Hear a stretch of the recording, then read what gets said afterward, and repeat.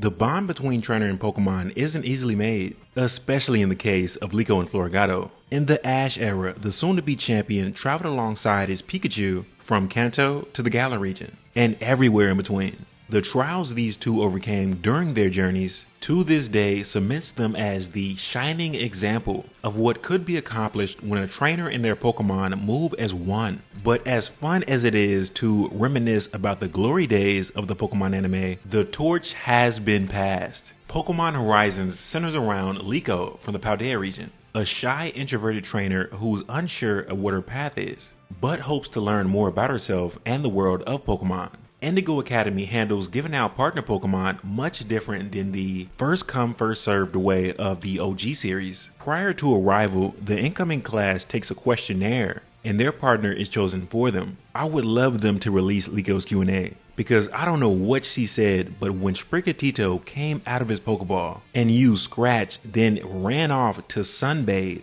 I saw polar opposite personalities, and I'm thinking if this grass cat is willing to draw blood from his trainer, it's chopping off heads when it comes to wild Pokemon. The two didn't hit it off at all, but Liko is persistent. One thing we learn from the games is that powerful Pokemon only take commands when it deems you worthy of being its trainer, which Liko does demonstrate by taking on this series' evil team, the Explorers, when they try to take her pendant in the first two episodes. Fast forward to when Liko begins to build her team, we see a completely different side of Sprigatito. In episode 21, The Lonely Hatenna, Liko rescues the psychic type from a storm and displays major signs of emotional maturity as she gains the trust of Hatenna while at the same time realizing Sprigatito fears now that Liko has multiple Pokemon, she'll be neglected. But Liko makes it clear that's not the case. And we get a great shot of all three Pokemon Liko's traveling with at the time. Terapagos in the backpack, Hatenna up top, and a I'm just here because she made me Sprigatito in the front seat. The second arc comes to a close with an incredible battle against Shiny Rayquaza, but not before Sprigatito evolves into Floragato mid-flight, right as it's about to use Magical Leaf, a move that apparently in this series has unlimited PP. Will the writers give the cat more moves?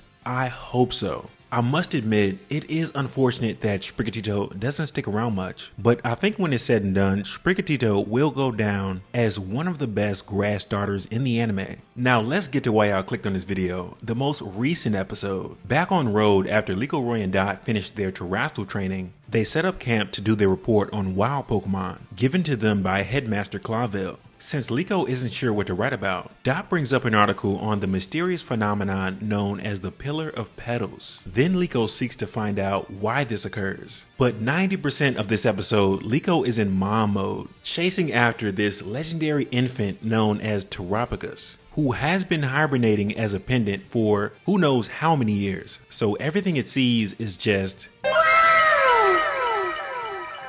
But Floragato does not care and is still learning how to deal with not being the center of attention. Being forced to babysit Hatenna and Terapagos while getting separated from Liko did give us some hilarious moments, like when Hatenna was trying to get Terapagos back on his feet, but it just wasn't strong enough, while Floragato is watching in awe, fully capable of fixing this situation.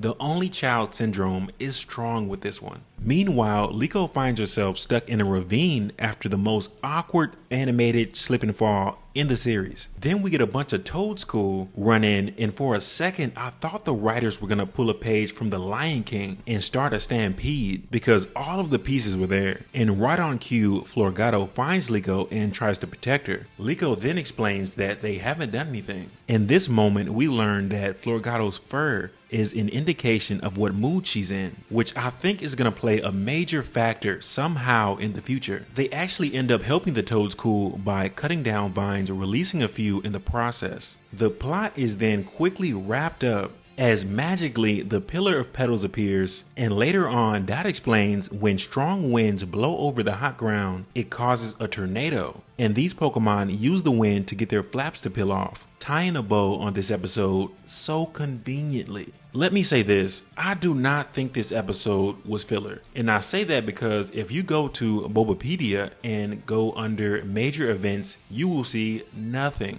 but there were plenty of minor events that ultimately came together to serve a greater purpose as the episode goes on. Floragato still has a lot to learn being part of a team, but has made strides to at least attempt to be a team player. Liko is still Liko, doing anything she can to help those in need. They're not the perfect duo, but they're fun to watch. But those are just my thoughts. Let me know what y'all think in the comment section. If you made it this far, thanks for watching. I hope you have a great day, and I will see y'all in the next video. Peace.